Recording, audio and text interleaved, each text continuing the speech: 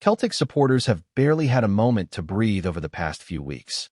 The schedule has been relentless, the pressure has been constant, and every away trip has carried its own level of tension. When this stretch of matches first appeared on the calendar, plenty of fans looked at it with genuine concern. A sequence of difficult games away from home can expose even the strongest squads, and with the challenges this team has faced throughout the season, many wondered how the players would respond. Yet here we are, nearing the end of that demanding run, and while it has not been perfect, Celtic have managed to navigate it with a mixture of resilience, determination, and just enough quality to keep things moving forward. The trip to Stuttgart was a strange one. The victory itself was encouraging, especially considering the difficult atmosphere and the stakes involved. However, the wider context made it bittersweet because, despite the win, the European journey came to an end. For the players and the supporters, that exit was frustrating. European nights always carry a special feeling for this club, and every time the campaign ends it leaves a sense that there was more to give. Still, the performance showed character. Winning away from home in Europe is never straightforward, and the squad demonstrated that even in disappointment, they are capable of producing strong results. Then came the visit to Ibrox in the league, a match that carried enormous weight emotionally and competitively. The first half left a lot to be desired, and there were moments where it looked like Celtic might struggle to recover. But the second half told a completely different story. The team showed real spirit to fight their way back into the game, and by the final whistle the draw felt like much more than just a point. It felt like a small victory in terms of mentality, because recovering in that kind of environment requires belief. When you walk into a stadium like Ibrox and manage to shift the momentum after halftime, that says something about the character inside the dressing room. Midweek brought another important challenge, this time away to Aberdeen. Pittodrie is rarely an easy place to go, especially when the fixture list is already draining the energy from the squad. Yet Celtic managed to find a way once again. The performance was not necessarily flawless, but the 3 points were absolutely vital. In a season where consistency has sometimes been elusive, grinding out results in difficult circumstances can make a massive difference over time. Winning those tight matches away from home is often what separates teams fighting for trophies from those simply trying to stay competitive. Now the focus shifts once again to Ibrox, this time in the Scottish Cup. It is another chapter in a rivalry that never loses its intensity, no matter the competition or the timing in the season.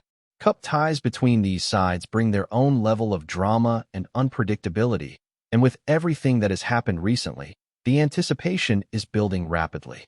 But beyond the immediate excitement of that match, there is also a broader conversation beginning to take shape around Celtic's future, particularly when it comes to the transfer market and the changes that could arrive in the months ahead. Even though the next transfer window is still several months away, discussions about potential arrivals and departures are already starting to gain momentum. That is hardly surprising when you consider the situation within the squad. There is a growing sense that the coming summer could bring a significant transformation to the first team. In fact, some reports suggest that a remarkably large number of players might move on once the season concludes.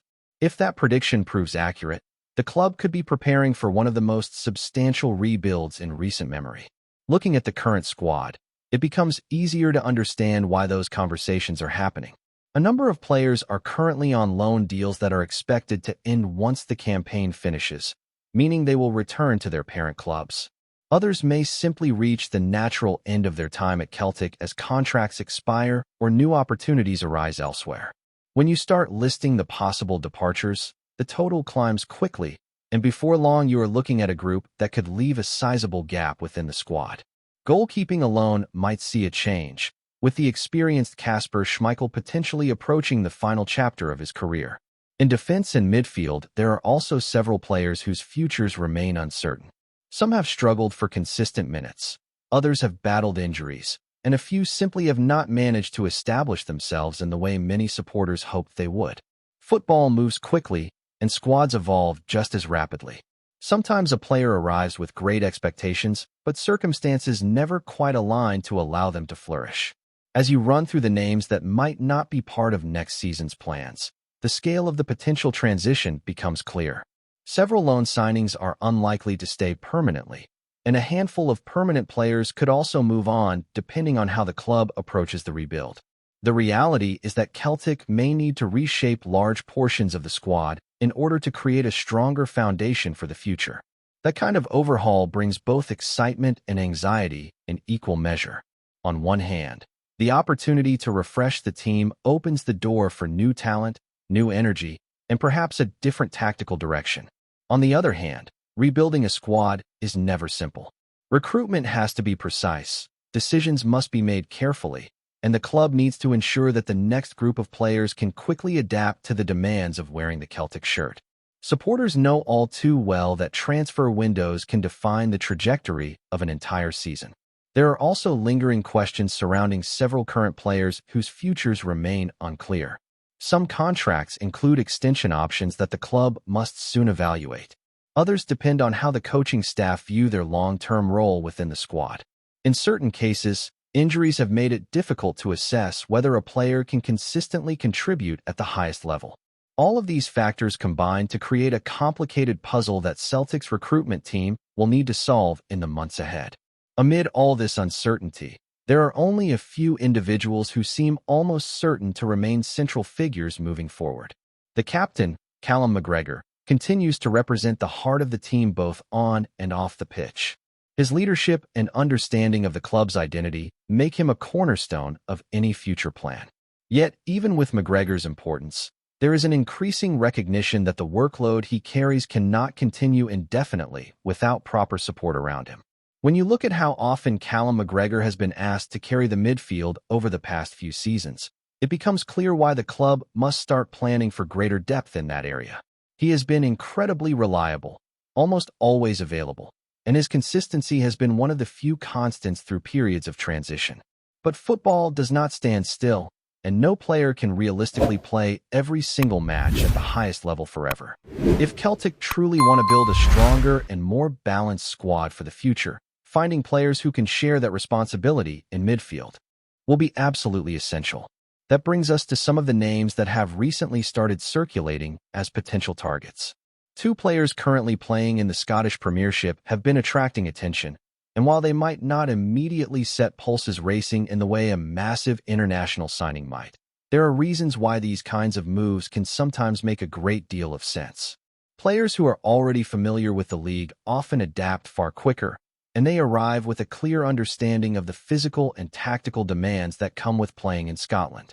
One of the players being monitored is Elijah Just, currently playing for Motherwell. At 25 years of age, he is entering what many consider the prime years for an attacking player. He has shown the ability to operate in several positions across the forward line, which is always an attractive quality for a coaching staff trying to build flexibility into their system. Whether deployed on the wing or in a more central attacking role, his movement and work rate have allowed him to influence games consistently. This season he has contributed both goals and assists, demonstrating that he can play a part in the attacking output that Celtic will always demand from wide players. Versatility alone does not guarantee success at a club like Celtic, but it certainly helps. Supporters know that the team often faces opponents who defend deep and try to frustrate the attacking play. In those situations, having players who can drift between positions, create space, and link up quickly in tight areas becomes incredibly valuable. Just appears to be the type of footballer who enjoys receiving the ball and driving forward, and that sort of direct approach can be useful when trying to unlock stubborn defenses. The other player drawing attention is Miguel Chaiwa of Hibernian, a 21-year-old midfielder who has already shown glimpses of significant potential. Some supporters may remember his performance during Hibernian's recent visit to Celtic Park, where he stood out as one of the most effective players on the pitch. His energy in midfield and willingness to challenge for every ball caught the eye, and it was one of those displays that makes people take notice. Chaiwa's path to Scottish football has been interesting as well. Before joining Hibernian, he spent time with young boys, gaining experience in a different footballing environment before arriving in Scotland. That background can sometimes benefit younger players because it exposes them to different tactical systems and styles of play early in their development. On top of that, he has already represented Zambia internationally, which suggests he is becoming an increasingly important figure for his national side. If Celtic were to pursue a midfielder like Chaiwa, the reasoning would likely be connected to building a deeper rotation around McGregor. The captain's importance cannot be overstated, but there has been a growing sense that the team needs an alternative option capable of stepping into that role when required. The modern game demands intense physical output from central midfielders, and the schedule often leaves very little recovery time between matches. Having a younger player with the stamina and hunger to compete for that position could make a significant difference over the course of a long season. Of course, signing players from other clubs within the Scottish Premiership is not quite as simple as it once was. In years gone by, Celtic could often secure talented domestic players for relatively modest fees. Those days appear to be fading. Clubs across the league have become far more aware of the value of their best performers, and they are understandably reluctant to let them go without substantial compensation. If Celtic were serious about bringing in someone like Chaiwa or Just, the transfer fees involved would likely be far higher than similar deals from previous eras. That financial reality adds another layer of complexity to what is already shaping up to be a demanding summer. If multiple players leave the squad, Celtic will not only need to replace them in terms of numbers, but also ensure the overall quality of the team improves. Rebuilding a squad is never simply about filling empty spaces. Each addition must strengthen the collective structure of the team while also fitting into the tactical vision of the coaching staff. The financial side of things will naturally come into focus as well. Supporters have often discussed the club's financial position and the reserves that have been built over time.